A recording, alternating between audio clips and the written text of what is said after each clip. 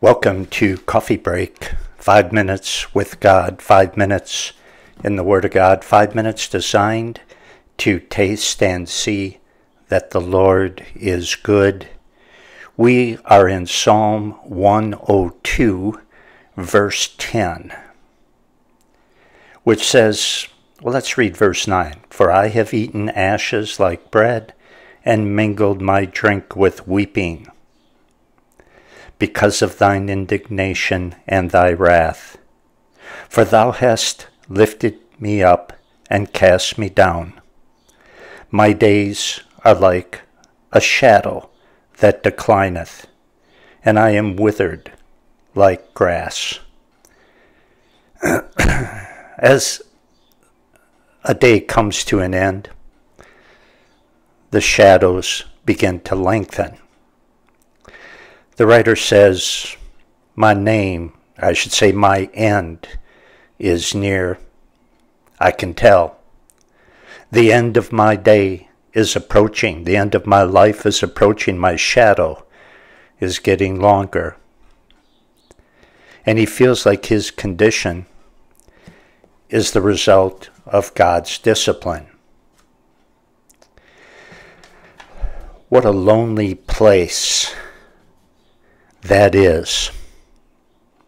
What a lonely place it would be to be suffering, knowing that your suffering is a direct result of God's discipline because you have sinned against him. Hard times can be handled when you know that God is with you.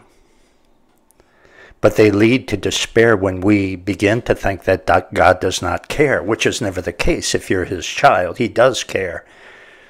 And he disciplines you out of love. But when we have this false idea in our mind that the trouble has come because God doesn't care about us, that's when that's a lonely place. And because you don't understand the Bible, and you come up with this idea in your own mind, despair and depression are likely to follow. Verse 12. But thou, O Lord, shalt endure forever, and thy remembrance unto all generations. Thou shalt arise and have mercy upon Zion, for the time to favor her, yea, the set time has come. The writer's life is short. He understands that. Seems to be okay with it as well. But in contrast, he says that God continues forever. And he was confident that God would help his people. He may not live to see it himself, but God has all the time in the world. That's a famous quote from the original Time Machine movie. The inventor of the time machine said, I got all the time in the world. And he did, in a sense, because he could travel into the past, into the future. He had all the time in the world at his disposal. God does, in reality, have all the time in the world. He lives above time. He lives apart from time. He can enter into our time anytime he wants to. Or he can enter into time 1,000 years ago, 1,000 years into the future.